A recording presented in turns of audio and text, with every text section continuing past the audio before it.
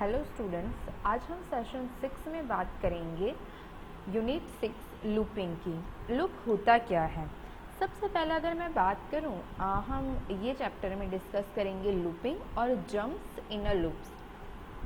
अगर मैं बात करूं सिंपल टर्म में कि अगर मुझे एक सेंटेंस बहुत बार लिखना है तो मैं क्या करूंगी, वो राइट करूंगी। जैसे सिंपल एग्जांपल लेते हैं, मुझे प्रिंट करना है हेलो वर्ल्ड 10 टाइम्स, ठीक है। कितनी बार प्रिंट करना है? 10 बार प्रिंट करना है। तो मैं प्रिंट एफ कितनी बार लिखूंगी? 10 बार प्रिंट लिखूंगी। नेक्स्ट अगर मुझे 100 टाइम्स लिखना है तो मैं 100 टाइम्स प्रिंट करूंगी। मुझे 1000 टाइम लिखना है तो मैं 1000 टाइम प्रिंट एफ लिखूंगी, राइट। दैट इससे अच्छा सॉल्यूशन हमारे पास है, दैट इज़ लूपिंग। कि अगर कोई स्टेटमेंट है जो मल्टीपल टाइम्स रिपीट हो रहा है, ठीक है, उसे हम लूप में लिख सकते हैं। हमें 100 टाइम्स या 1000 टाइम वो सेंटेंस को लिखने की ज़रूरत नहीं है। सी में 3 डिफरेंट टाइप के लूप हमें दी गई है। पहली जो लूप है वो है आपके वाइल लूप, ठीक है। While loop, do while loop और एक है फोर लूप। ये 3 लूप आपकी अवेलेबल है सी के अंदर। वाइल लूप, डू वाइल ले लो या फोर लूप, हर एक में कंडीशन चेक करते हैं कि अगर कंडीशन जब तक ट्रू होगी तब तक वो एग्जीक्यूट होगा। तीनों में थोड़ा बहुत सिंटैक्स डिफरेंस है, ठीक है, वो वन बाय वन हम डिटेल में देखेंगे, ठीक है। अगर मैं बात करूं सबसे पहले वाइल लूप, तो वाइल लूप जो है उसका सिंटैक्स कैसे है, पहले हमें इनिशियलाइज करना है। इनिशियलाइज इन द सेंस कि फॉर एग्जांपल मुझे लूप कहाँ से स्टार्ट करनी है। सेकेंड, यहाँ पे मुझे लिखना है एक्सप्रेशन, मतलब कंडीशन कि वो लूप कहाँ तक चलनी चाहिए, कब एंड होनी चाहिए, मतलब टर्मिनेशन कंडीशन लिखनी है। फिर मुझे जो भी स्टेटमेंट रिपीट करवाना है, जितनी बार भी लिखवाना है, जो भी करवाना है, वो ये करली ब्रैकेट्स के अंदर आएगा। और उसके बाद आ गया इंक्रीमेंट और डिक्रीमेंट ऑपरेटर। एग्जाम्पल देखते हैं। Suppose we want to display first 10 numbers. हमें क्या लिखवाना है? 10 नंबर्स प्रिंट करवाने हैं, हर एक लाइन में एक नया नंबर, ठीक है। अभी मुझे 10 बार प्रिंट एफ लिखना पड़ता। इससे बेटर है मैं क्या कर रही हूँ, हैश इंक्लूड stdio.h, सबसे पहले लाइब्रेरी फाइल मैंने ऐड की, वॉइड मेन स्टार्ट किया, मैंने ये इनिशियलाइज किया कि integer number is equal to 1, और ये लूप कहाँ तक चलेगी? Number less than equal to 10, ये है मेरी लूप। प्रिंट एफ %d जो है मुझे इंटीजर प्रिंट करने के लिए यूज़ होता है, /n नई लाइन में नंबर लिखने के लिए, और नंबर है यहाँ पर ये वेरिएबल 1। तो सबसे पहले आएगा तो प्रिंट हो जाएगा 1, फिर क्या हो गया प्लस प्लस ना, मतलब 1 इंक्रीमेंट होकर क्या हो गया 2। तो अभी यहाँ पे जाएगा 2 less than equal to 10, yes condition हमारी ट्रू है तो प्रिंट हो जाएगा। नंबर अगेन इंक्रीमेंट हुआ तो मेरा क्या आ गया 3 less than 10, yes condition is true, तो अगेन प्रिंट हो जाएगा। ये कब तक होगा? जब तक 10 आता है।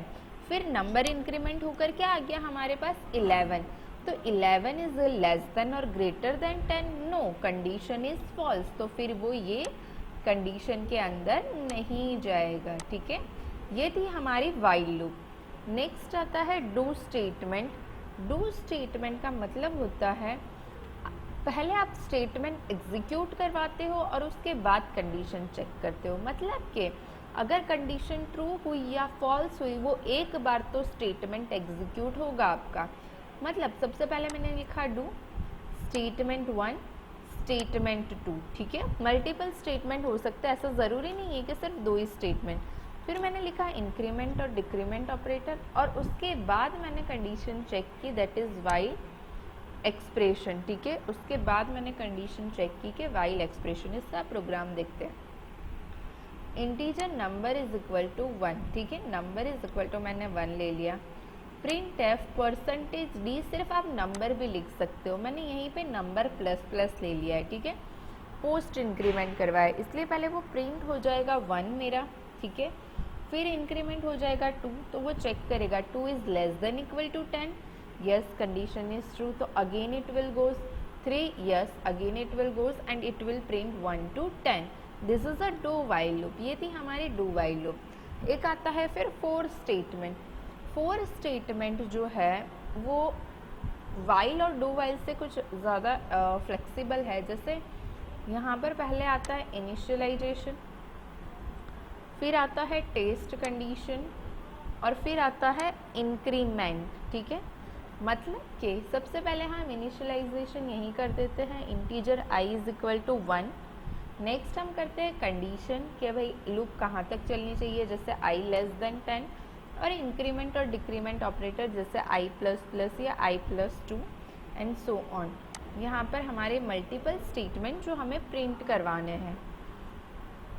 जो पहला पार्ट है इनिशियलाइजेशन, इनिशियलाइज करने के लिए जैसे i is equal to 0। Second है condition like i greater than 0, i less than 10, वैसे सब। ठीक है, कंट्रोल वेरिएबल इंक्रीमेंट और डिक्रीमेंट मतलब कि वो प्लस प्लस होना चाहिए, माइनस माइनस होना चाहिए, क्योंकि टेस्ट कंडीशन को एंड करने के लिए हमें वहाँ तक पहुँचना तो पड़ेगा, इसलिए आता है इंक्रीमेंट और डिक्रीमेंट। एग्जाम्पल देखते हैं, जैसे कि मैंने बात की CNT is equal to 1, CNT less than 10 and CNT plus plus. ये है हमारा वेरिएबल CNT, मतलब फॉर एग्जाम्पल समझ लो काउंट। ठीक है, काउंट 1, काउंट लेस देन 10 तक जाना चाहिए, और काउंट प्लस प्लस। अभी यहाँ पे लेस देन 10 है ना, तो यहाँ पर 1 to 10 नहीं, 1 to 9 ही प्रिंट होगा आपका, 1 to, क्योंकि लेस देन 10 तक ही है। कंडीशन क्या हो जाएगी आपकी, फॉल्स हो जाएगी। कंडीशन फॉल्स हो जाएगी तो वो प्रिंट कहाँ तक करेगा आपका प्रिंट करेगा 1 to 9 तक।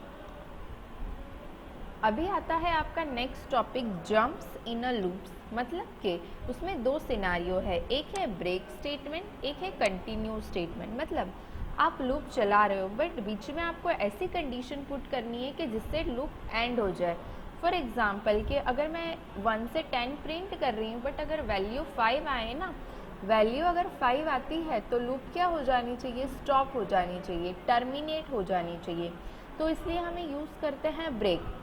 कंटिन्यू कब यूज़ होता है कि जैसे मुझे वो स्टेटमेंट को स्किप करना है, जैसे i इज इक्वल टू 5 आ जाए ना, तो 5 को प्रिंट नहीं करना है बट 6, 7 को प्रिंट करना है। जैसे कि अगर मैं यहाँ बात करूँ CNT 1, CNT लेस देन 10 और CNT प्लस प्लस, और ये 4 वाइल डू वाइल हर एक लूप में ब्रेक और कंटिन्यू आप यूज़ कर सकते हो। जैसा मैंने लिखा कि if CNT is equal to 5 और ब्रेक, तो क्या होगा, इसका आउटपुट आएगा 1, 2, 3 एंड 4।